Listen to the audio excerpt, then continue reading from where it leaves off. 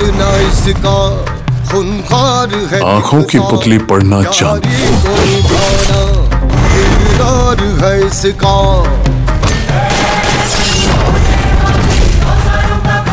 इसमें 24 घंटे नजर रखना। आएगा भाई, क्या बात की रे? उसने कंप्लेंट वापस ले ली। गिड़गिड़ाया था साहब।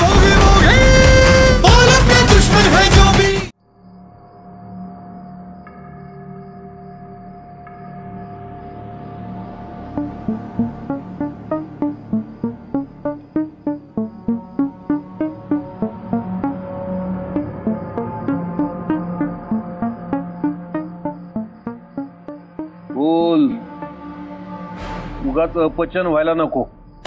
काय हो तुम्ही? इथे एक आई मुलांची काळजी करते आणि तुम्ही तिलाच बोला।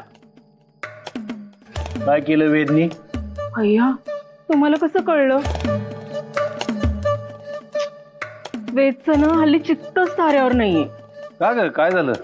काय माहिती, कशातच लक्ष नसतं त्याचं। एकटा एकटाच असतो, कामातही लक्ष नसतं। अगं मग बोल त्याच्याशी, तुला नाही जमलं तर मी बोलतो। मी बोललीये, पण हल्लीची मुलं काही सांगतात का आई वडिलांना? ठीक आहे, मी बोलतो। बस इतकंच? अहो, वेदचं लक्ष नसल्यामुळे सगळा कामाचा भार सौरभवर पडतोय। थकून जातो बिचारा। अच्छा, हा प्रॉब्लेम आहे का? हे असं बोललं की झालं। प्रमिला, अगं वेद तरुण आहे, मूड ऑन मूड ऑफ होत राहणार। हे बघ, एक बाप म्हणून लक्ष आहे माझं मुलांवर। अगदीच काही हातभार गेलं ना तर मला सांग, मी निस्तरेन। हो, पण हे बघ, तू अजिबात काळजी करू नकोस। पण प्रमिला, तुझं मुलांवर लक्ष आहे हे बघून बरं वाटलं मला। जा, मला काम करू दे। हा,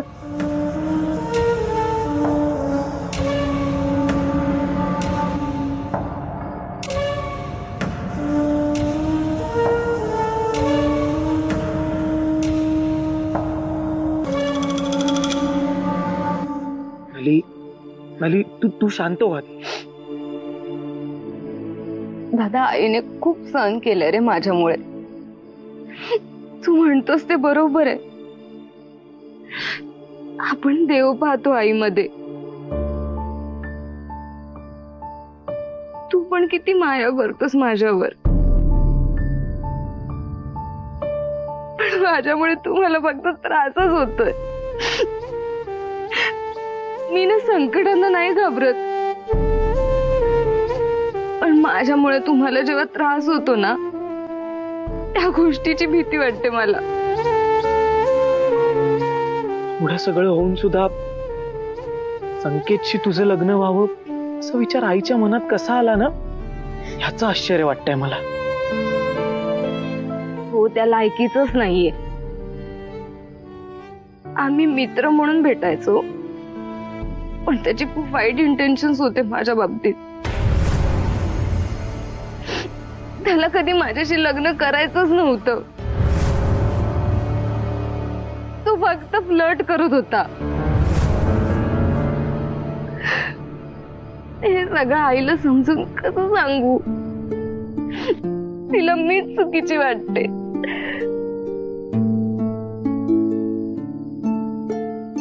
दादा, एवढी वाईट आहे करे मी? नाही नले। दादा, मला कळतं की माझ्याशी लग्न करायला असं कोणी तयार होणार नाही, म्हणून मी कोणाशी लग्न करू का?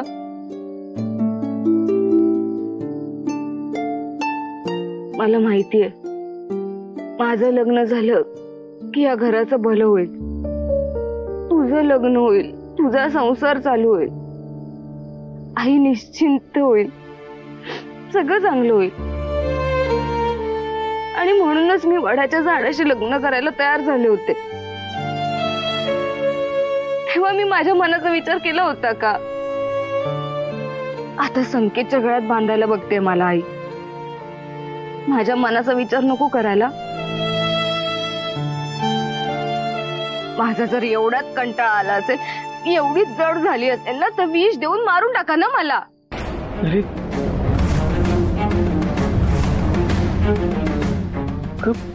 काय बोलतेस तू? एक वेळ ना मी मरण पत्करेन, पण माझ्यामुळे आईला जो त्रास होतोय ना, तो नाही सहन होतोय मला. अरे तू शांत हो. भरल्या घरात असं मरणाविषयी अशुभ नाही बोलायचं.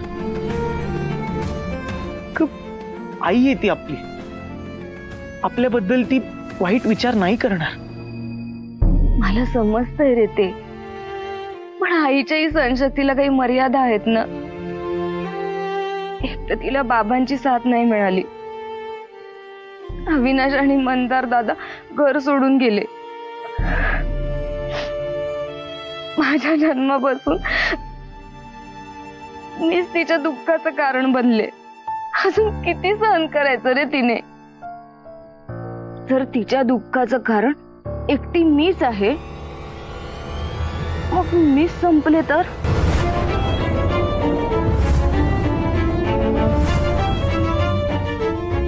नली नली बास. हे बघ, असा विचारही मनात आणायचा नाही. अजिबात खचायचं नाही नले.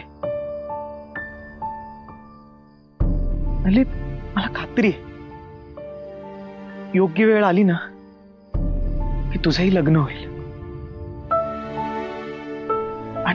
आणि माझंही होईल. पण तू शांत हो. प्लीज प्लीज तू शांत हो. कशी शांत हो दादा? इतकं सगळं होऊनही आईला जर माझं लग्न संकेत सोबतच करून द्यायचं असेल, तर माझ्या मनात ना विचार येतो, खरंच हीच माझी आई आहे का?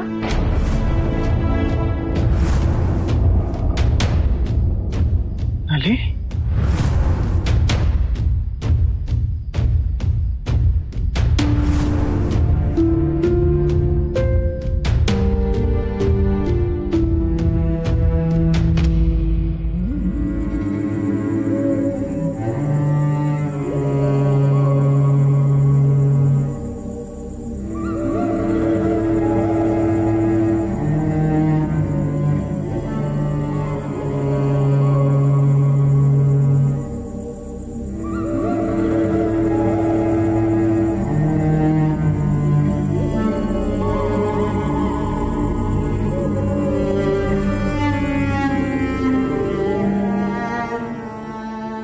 काय झालंय काय आज? एवढ्या दिवसात पहिल्यांदा तुला मी एवढा रेस्टलेस बघतोय. का टेन्शन घेतोयस? सौरभ, तू माझ्यासोबत कायम असतोस. मी तुझ्यापासून काहीही लपवत नाही. पण गेले काही दिवस जे काही घडतंय ना, ते खूप विचित्र आणि गोंधळात टाकणार आहे रे. काहीतरी मिस्टिरियस आणि अनबिलिव्हेबल असं काहीतरी घडतंय. हे आहे, आता त्याला आपण तरी काय करणार? एकीकडे मन सांगतं नलीशी जाऊन बोलावं, तिला भेटावं. अरे मग जाऊन भेट ना, बोल तिच्याशी. नाही रे, आता काल रात्रीच भेटलो ना. नशीब काल रात्री कुणी बघितलं नाही, पण आता जर मी तिला भेटायला गेलो आणि कुणी बघितलं ना, तर खूप प्रॉब्लेम्स होतील. पर मला हे कळत नाही की मी तिला हे कसं पटवून देऊ की मला स्वप्नात जे काही दिसतंय ते ऍक्च्युअली घडतंय. आणि तुला असं का वाटतं की तिला हे सगळं पटणार नाही? कारण आमच्यात एक सरळ साधं सोपं कन्व्हर्सेशन होतच नाहीये. आम्ही सतत भांडतोय. मी तिच्याशी बोलायला गेलो ना, काहीतरी भलतंच घडतंय. अरे सौरभ, अरे तुला कसं सांगू, ते सतत बॅक ऑफ द माइंड असं चालू आहे की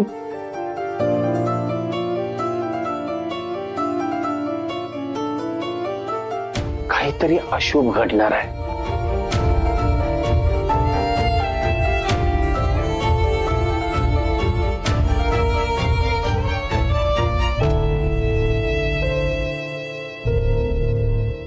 बाबा, मी तिकडी म्हणून जन्माला आल्यापासून लोकांचा तिरस्कारच सहन करते. मला जेवढा त्रास झाला ना त्याच्यापेक्षा खूप जास्त त्रास माझ्या आईने सहन केला. कारण तिने मला पोटात वाढवलं, जन्म दिला. मला आईचा खूप आदर वाटतो बाबा. आमच्यात वाद होतात पण ते प्रेमापोटी. पण आई जेव्हा संकेत सारख्या धूर्त विश्वासघाती मुलासोबत माझं लग्न लावायचं म्हणते ना तेव्हा माझा धीर खचतो बाबा. मी लोकांचा तिरस्कार संताप सहन करू शकते पण मी विश्वासघात कसा सहन करू. त्या संकेतची माझ्यावर वाईट नजर आहे. त्याच्या मनात पाप आहे माझ्याबद्दल. अशा मुलाशी मी लग्न करू? बाबा संकेतने मला फसवलंय आणि आई अशा मुलासोबत लग्न करायचा विचार कसा करू शकते? बाबा मला अशा वेळी वाटतं की मी आईला नकोशी झाले का? मी काय करू मी बाबा?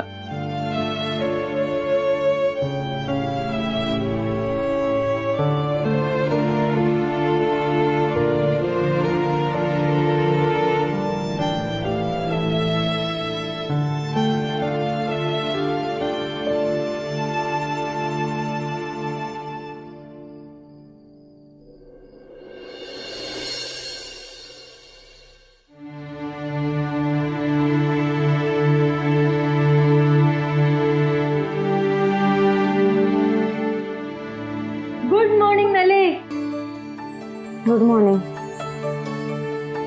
गुड मॉर्निंग काकू, कशा आहात? मी आहे बरी, म्हणजे बरी राहायचा प्रयत्न करते. आई मी खोटं बोलतेय का ऋषी? आपल्या घरात मुठभर झालं की गावात सुखभर होतं. म्हणजे मी बोललेलं कडू वाटेल पण आपल्याला अनुभव असेच येत आहेत ना. असं कशाला म्हणताय काकू? तुमचाच आधार आहे ना नलीला. आपल्या सगळ्यांनाच एकमेकांचा आधार आहे. पण कधीतरी मी पण चुकू शकतेच की. आई तो विषय नको ना आता. पोटच्या मुलीच्या भावना एक आईच समजू शकते. मिताली बरं झालं तू आलीस. जरा मॅडम कडे लक्ष द्या. नले चला उठा आता, फ्रेश व्हा. कामावर जायचंय ना? चले प्लीज. असं डोकं खूप भणभणते ऑलरेडी. यावर जालिम उपाय म्हणजे थंडगार पाण्याने मनसोक्त आंघोळ करायची, आल्याचा गरम गरम चहा प्यायचा आणि पोटभर नाश्ता करायचा. म्हणजे मग सगळी मरगळ दूर होते. चल उठ. नको ना प्लीज. नले उठायचं आता. चल कामावर जायचं ना. चल आवर पटपट. चल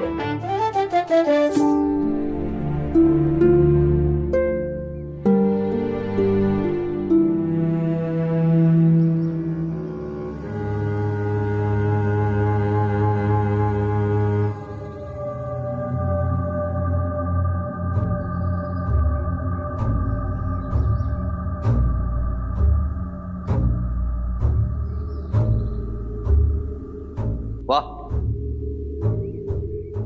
जसा मनात विचार आला तसंच दिसलं. काय समोर बाटली ठेवून पीत बसला असणार असा विचार मनात आला आणि तसंच दिसलं. मी काय म्हणतो, हळद कुंकू आणि फुलं पण घेऊन बसत जा ना.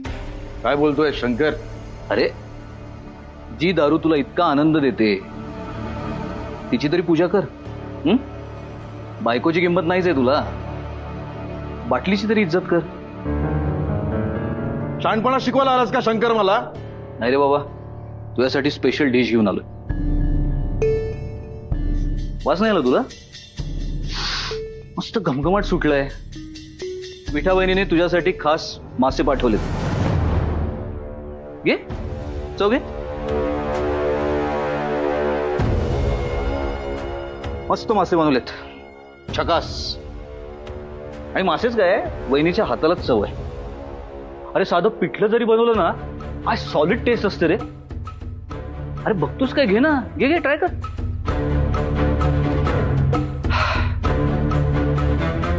बिचारा वहिनीला बोलता येत नाही, म्हणून तिच्या भावना, तिचं प्रेम स्वयंपाकात उतरलं.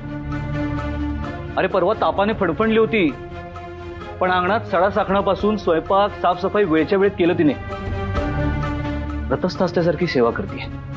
जो तो ज्याचं त्याचं काम करतोच. तू फक्त दारू पितोस. शंकर, या दारूनं आयुष्य नासवलं तुझं भिकाजी. माणूस जगतो त्या आनंदासाठी, सुखासाठी. काय मिळवलंस तू? हा, आयुष्य खराब करून टाकलं स्वतःच. तिकडे ती वहिनी पण दुःखात आहे. अरे किती घृणा करतोस तिची. हा, कुठल्या मातीचा बनलायस तू? शून्य किंमत देतोस तिला, शून्य. तरी पण तुझी प्रत्येक गोष्ट प्रेमानं करते ती, तुझी आवड निवड जपते. आणि तुलाही माहिती आहे की विठा वहिनी वर्षानुवर्ष तुझ्यासाठी खपतेय, पण तुला पाझरच फुटत नाही, उघड्या डोळ्याला दिसत नाही तुझ्या. कृतज्ञपणा आहे हा भिकाची, कृतज्ञपणा. का करते विठा? हा, का करते? मी बोललो होतं करायला? हे बघे शंकर, ज्या क्षणी माझं मनाविरुद्ध लग्न झालं ना, त्या क्षणी मी निर्णय घेतला होता. आता तो बदलणार नाही आहे.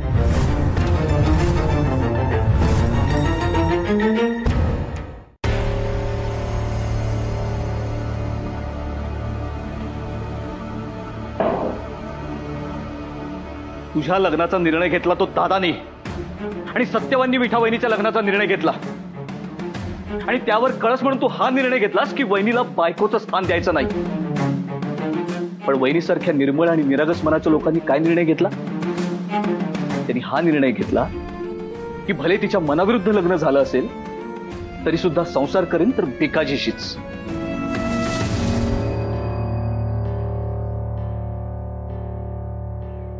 आणि हो, अजून एक, हे घे. काय? डायरी, विठा वहिनीची. नवल वाटलं असेल ना तुला? आता विठा डायरी लिहिते हे तुला कसं कळणार?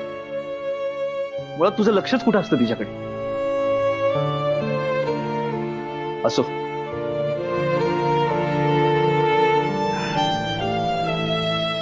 ही डायरी वहिनीची. आता कोणाची पर्सनल डायरी वाचायची नाही एवढे साधे शिष्टाचार कळतात मला. पण तरीही न राहून उत्सुकतेपायी काही पानं चाळली.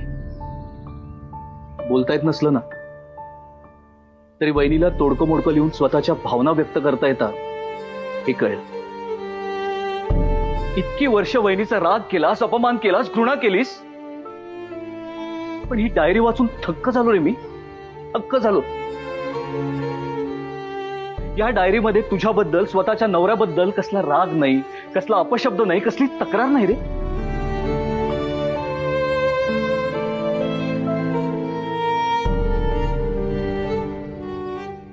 एकदा वाचून बघ ही डायरी, एकदा. अरे इतकं सगळं सहन करूनही तुझ्यासोबत संसार करण्याचा विठा वहिनीचा निर्धार आहे, आणि संसार करायचा नाही हा तुझा हट्ट. खरंच खरंच वाच एकदा ही डायरी. आणि ही डायरी वाचल्यावर सुद्धा तुझा निर्णय कायमच राहणार असेल ना, बोलणंच कुठलं. कसं असतं ना भिकाजी, एखादं झाड आपल्याला सावली देतं, फळं फुलं देतं, म्हणून त्या झाडाला पाणी घालणं हा आपला धर्म आहे. माणूसच कृतज्ञ असतो. प्रेम करणाऱ्याची, त्याच्या सुखासाठी झटणाऱ्याची त्याला किंमत नसते. अजूनही वेळ गेलेली नाहीये भिकाजी. खरंच विचार कर.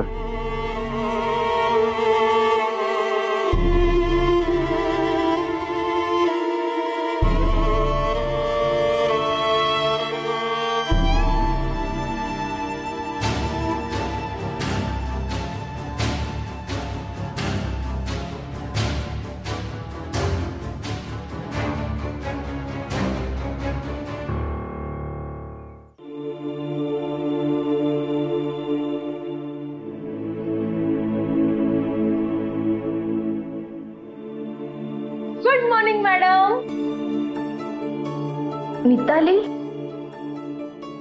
तू इथे ये. अगं बस. 2 मिनिटं आमच्यासाठी वेळ नाही काढू शकत तू? बस. काय करतेस तू? तू आता इथे काय करतेस? अगं काही नाही, चेंडूचा मूड झाला आईस्क्रीम खायचा, मग त्याला इकडेच घेऊन आली. म्हणलं सोबत तू पण आईस्क्रीम खाशील. दे. नले, मला नको आहे आईस्क्रीम. नली, खायचंयस गप्प आईस्क्रीम. अगं खा ना. ए चेंडू, तू जोक सांगणार होतास ना? मी नाही. कधी? अरे असं काय करतोस? सांगणार होतास ना जोक. हा, मी एक दिवशी सफरचंद खात होतो, चावा घेतला आणि बघितलं 2 दात सफरचंदात अडकले.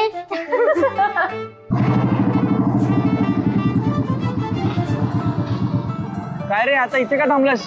मी आलो 1 मिनिटात. अरे पण ऑफिसला उशीर होतोय, चल ना. अरे आलो 1 मिनिटात आलो.